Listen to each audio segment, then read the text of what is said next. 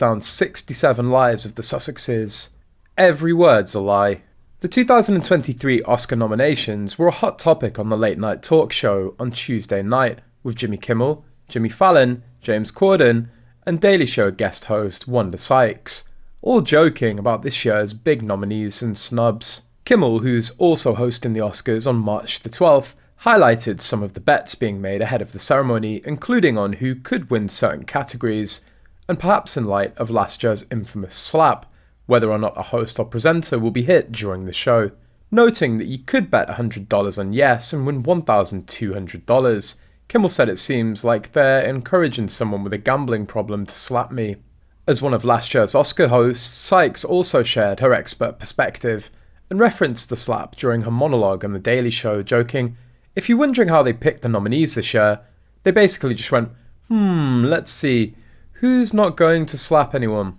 Kimmel also picked up on one of the most memorable moments from the nominations announcement when Riz Ahmed read the name of Best Animated Short nominee, My Year of Dicks, and the crowd laughed. Saying he'd never heard of the film, Kimmel joked, "I went to look up My Year of Dicks and now my computer won't turn on." Both Kimmel and Sykes also highlighted nominee Triangle of Sadness, with Kimmel joking that what he always thought was a slice of Papa John's pizza, and Sykes quipping that the film is what Mike Pence calls a vagina. In all seriousness though, Sykes said she was happy to see Triangle of Sadness nominated, as she's a fan of one of the film's stars, Woody Harrelson.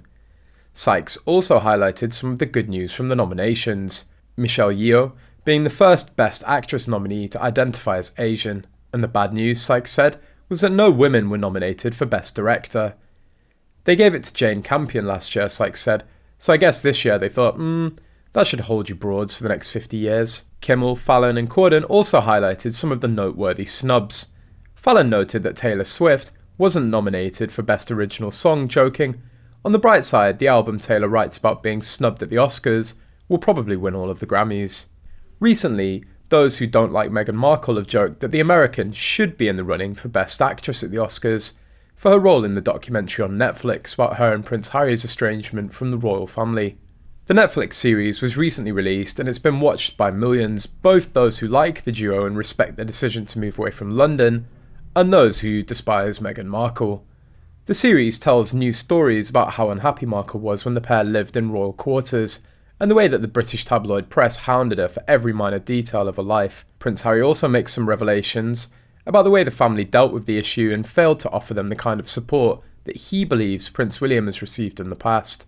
Foreign policy expert and royal family enthusiast Niall Gardner has told the Daily Express that Markle is clearly